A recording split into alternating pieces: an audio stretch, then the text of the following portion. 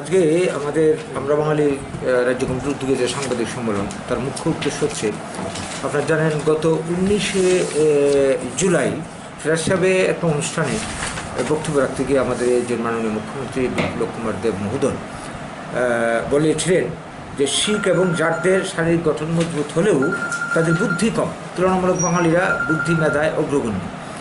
এই যে বিষয়টা, এই কথাটা বলার পর সোশ্যাল মিডিয়াতে ভাইরাল হয়েছে খুব, এবং ভাইরাল হওয়ার পর শিখ এবং জাটদের মধ্যে তীব্র প্রতিক্রিয়া তৈরি হয়েছে গোটা দেশ জুড়ে এবং দেশের বাইরেও, এবং প্রতিক্রিয়াটা হওয়ারই কথা।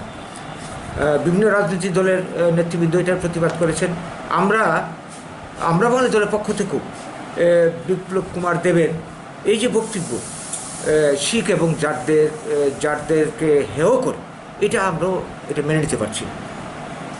2 নম্বর কথা হচ্ছে, আমরা প্রাসঙ্গিক বলতে পারি যে আজকে শিখ এবং জাটদের নিয়ে অপমানকর বক্তব্যের পরিপ্রেক্ষিতে যে প্রতিক্রিয়াটা আমরা গোটা দেশ জুড়ে দেখতে পাচ্ছি, বাঙালির উপর যখন এই ধরনের কোনো বক্তব্য হয়, এই নিয়ে কিন্তু কোনো প্রতিবাদ বা প্রতিক্রিয়া আমরা লক্ষ্য করি না।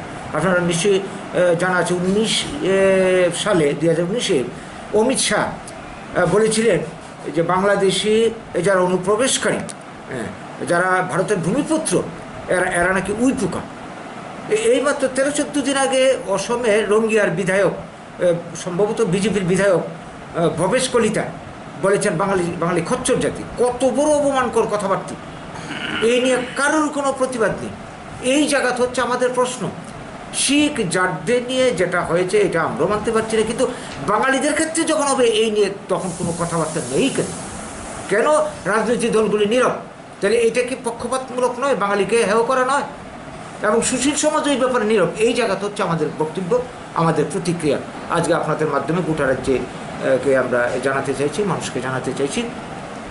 সেই সঙ্গে যেটা মুখ্যমন্ত্রী যেটা করেছেন, ওনার নিজস্ব টুইটে ক্ষমা প্রার্থনা করেছেন, আমরা মনে করি এটাই যথেষ্ট না। এটাও জল আরও অনেক দূর গড়াতে পারে, এবং এটা হয়তো যদি তাদের খুব প্রশমিত না হয়, বাঙালি জাতিকে উপরে আরও আঘাত আসতে পারে বিভিন্ন রকমভাবে পরোক্ষে মুখ্যমন্ত্রীর বক্তব্য কেন্দ্র করে। তার জন্যে এই যে শিখ এবং জাটদের যারা প্রতিনিধি রয়েছে, যারা নেতৃস্থানে রয়েছে, তাদের সঙ্গে কথাবার্তা বলে বিষয়টা মিটিয়ে ফেললে সবচেয়ে ভালো হবে।